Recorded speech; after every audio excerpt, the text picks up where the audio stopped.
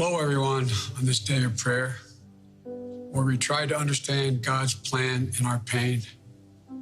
To George's family and friends, Jill and I know the deep hole in your hearts when you bury a piece of your soul deep in this earth.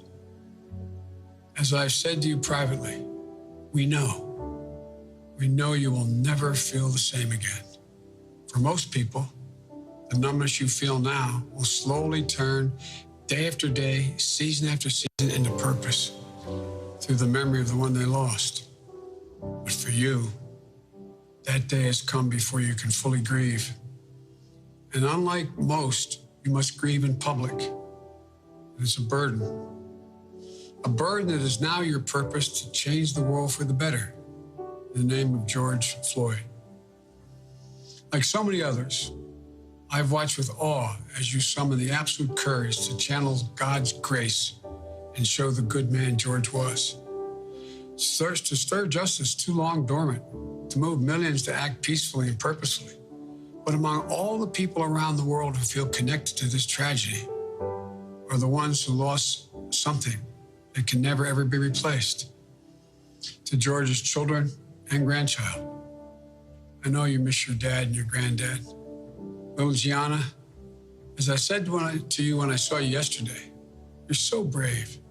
Daddy's looking down. He's so proud of you. I know you miss that bear hug that only he could give. The pure joy riding on his shoulders so you could touch the sky. The countless hours he spent playing any game you wanted because your smile, your laugh, your love is the only thing that mattered at the moment. I know you have a lot of questions, honey. No child should have to ask questions that too many Black children have had to ask for generations. Why?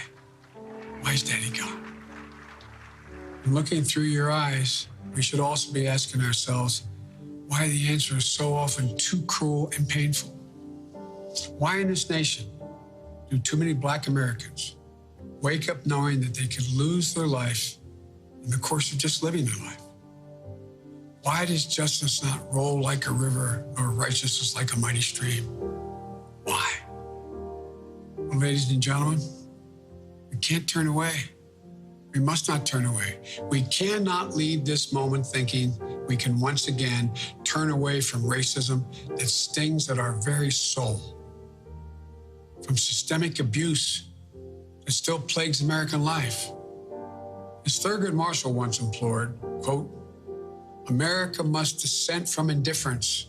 It must dissent from fear, the hatred, and the mistrust. We must dissent because America can do better, because America has no choice but to do better.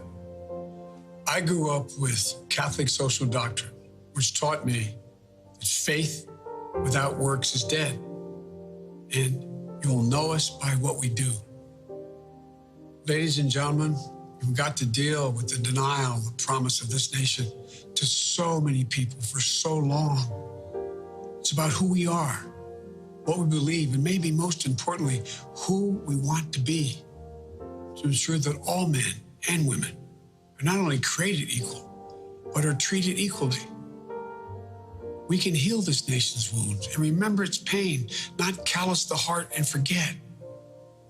I know Reverend Sharpton is there in Houston with you today. Rev, I watched you speak from Ecclesiastes last week in Minnesota, chapter 3, verse 1. To everything there is a time and a purpose and a season under the heavens.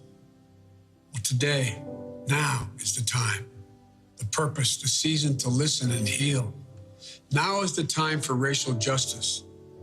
That's the answer we must give to our children when they ask why. Because when there is justice for George Floyd, we will truly be on our way to racial justice in America. And then, as you said, Gianna, your daddy will have changed the world. May God be with you, George Floyd, and your family. In the words of a hymn from my church based on the 91st Psalm, may he raise you up on eagle's wings, bear you on the breath of dawn, and make you to shine like the sun, and hold you in the palm of his hand. God bless you all. God bless you all.